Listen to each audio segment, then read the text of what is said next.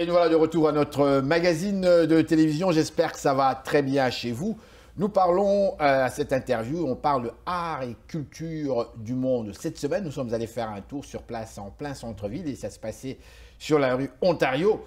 Une rencontre, pas seulement avec les Africains, il y avait également les Québécois et ça s'est passé en fait, quelque part d'absolument très bien, extraordinaire. On parle ici de Galerie Mushagalusa. Pour une fois, je l'ai bien prononcé. Et là-dedans, qu'est-ce qu'il y avait? Il y avait absolument des choses extraordinaires. Les Africains parlent, les Africains font des choses absolument extraordinaires ici à Montréal. Et on parlait d'art et des cultures du monde. Nous avons avec nous un jeune homme que j'ai eu le plaisir évidemment de voir jouer.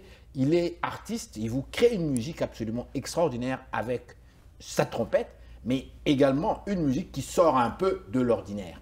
Bonjour. Bonjour Henri. Merci de votre présence. C'est moi qui vous remercie. Vous êtes africain, vous? Bien sûr, je suis togolais d'origine. Ça fait 3 ans que je suis à Montréal. Donc de Lomé. De Lomé. Lomé, la capitale. Du Togo, oui. Dites-moi, quel moustique vous a piqué pour cette type de musique, mon frère? Mais alors, c'est ça. J'ai une formation en jazz à l'Université de Montréal ici. Et puis, à un moment donné, je me suis intéressé à la musique numérique, tout ce qui est côté technologie de la musique. Par ailleurs, j'ai toujours prôné, je défends le traditionnel de chez moi, du Togo. Alors, la chose me parlait souvent de mélanger la technologie à ma tradition.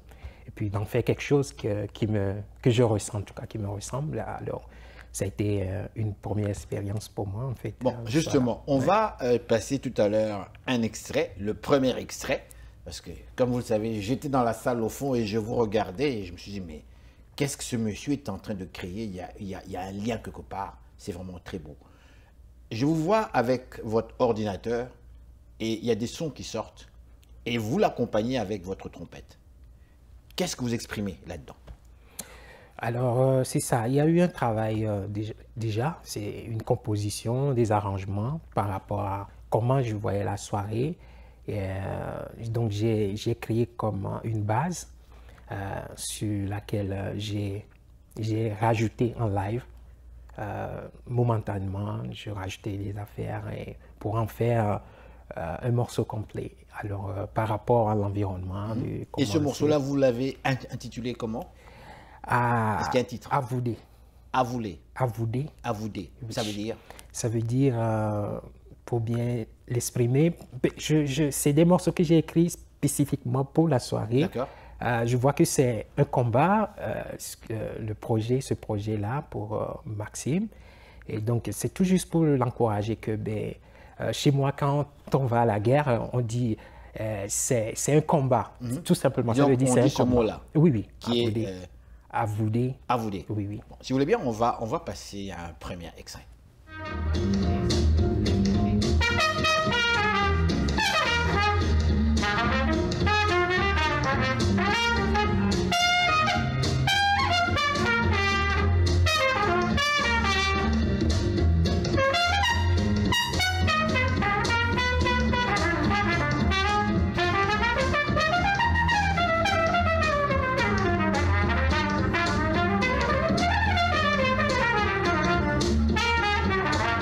Je reviens encore une fois à vous. Il y a eu un deuxième extrait que vous avez présenté et il y a toujours ce lien-là que vous faites continuellement avec le jazz. Et on sent d'ailleurs votre formation de jazz comme tel. En fait, pourquoi le jazz? C'est ça. Moi, mon cheminement, c'était un peu atypique puisque j'ai grandi dans un camp de réfugiés au Ghana. Et alors, c'est comme ça que j'ai connu la musique. Mais sauf qu'après, le jazz, en fait, je le faisais sans le savoir. Donc, c'est par d'autres musiciens qui m'ont... Dites-moi, le jazz pour vous, qu'est-ce que c'est? On va voir un peu plus clair. Le jazz pour moi, c'est la musique traditionnelle africaine, en fait. Parce que j'ai fait l'histoire du jazz, j'ai fait des recherches après que j'ai connu c'est quoi vraiment le jazz. En fait, le départ, si vous retournez dans les années 30-20, ce que les gens ont commencé comme les Louis Armstrong, les Dizzy Gillespie, ils se sont inspirés des traditionnels, des rythmiques africains.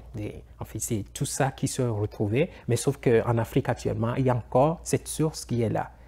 Eux, ils ont transformé ça. Avec toutes sortes d'instruments. Oui. Mais le piano qui a beaucoup joué d'ailleurs. C'est ça. Donc, si on prend Duke Ellington, c'est un grand compositeur en termes de jazz. Il a composé plus que n'importe qui. Mais quand vous voyez sa musique, c'est l'Afrique. Qu'on parle de caravane. C'est carrément de la musique du couvent qui est encore là. Avez-vous déjà entendu parler de Congo Square? Oui. Ça vous dit quoi, ça? Oui, c'est toujours un retour à la source pour moi, et avec un regard harmonique, tout simplement. Congo Square, ce que moi j'avais entendu, vous allez le vérifier, une place quelque part au sud des États-Unis, où les esclaves venaient là et venaient célébrer et chanter. On dit que c'est là où a démarré le jazz. On dit que c'est là où tout est parti. Et ça existe encore aujourd'hui, Congo Square. On ira voir sur l'Internet. Parfait. Je vais revenir avec un troisième extrait, puisque je pense que vous en avez passé 3. Le troisième, comment est-ce qu'on peut le présenter? C'est tout juste c'est un encouragement à quelqu'un qui se lance un défi de porter des fardeaux du monde, comme on parle du panafricanisme, et tous ces termes qui sont glorieux, mais qui prennent vraiment des responsabilités. Qu'est-ce que vous voulez dire? Qu'est-ce que vous voulez dire? Allez-y, exprimez-vous. Qu'est-ce que vous voulez dire par là? Ben, je veux dire, si on parle aujourd'hui de défendre l'ouverture des frontières, de défendre la pauvreté, les salles politiques, la dictature, c'est des combats des fois qui sont pas forcément gagnés d'avance, qui demandent beaucoup de sacrifices, des fois même des luttes, c'est ça. Mais on sait ce que ça donne, mais il y a encore des courageux qui se lancent dans ces défis. Alors pour moi, ça me nourrit, ça m'inspire, et puis donc, comme je le disais, c'est ça qui m'inspirait à écrire ces morceaux-là spécifiquement pour art et culture du monde. Je sais que c'est un défi, c'est pas gagné d'avance. Alors, tout juste, le dernier titre, c'est tout juste pour dire, OK, ben, je t'encourage, monsieur, foncez. Si vous êtes capable, c'est ça, on est derrière vous. En fait, c'est un peu ça, c'est Chobwe. C'est-à-dire que c'est comme on soulève quelque chose. Chobwe.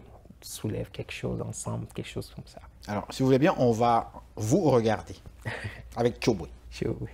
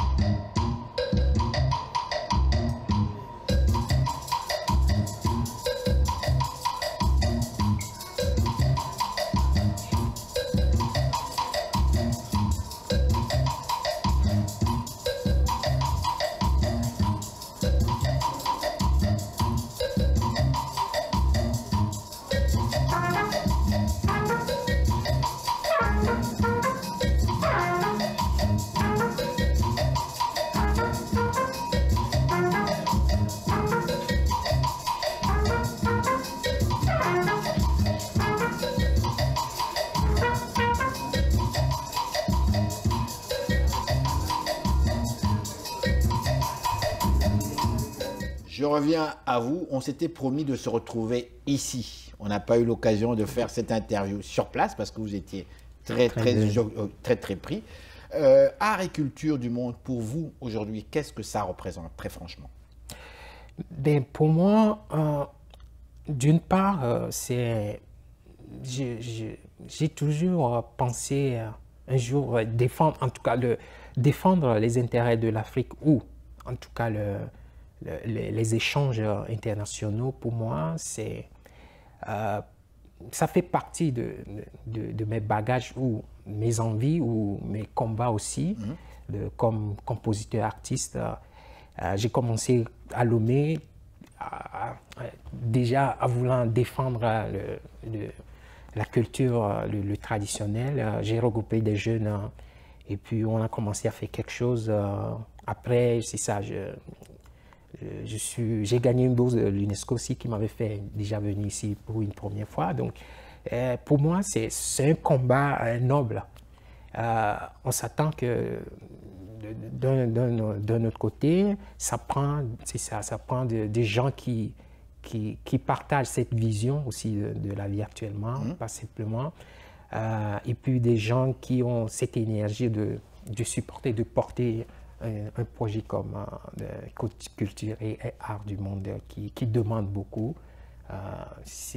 Pour moi, donc, c'est un projet très, très important de nos jours pour la jeunesse africaine, pour qu'on retrouve aussi la racine, parce qu'on perd pied, on ne sait plus, on avance, mais on ne sait plus vraiment d'où on vient, et puis tout devient un peu comme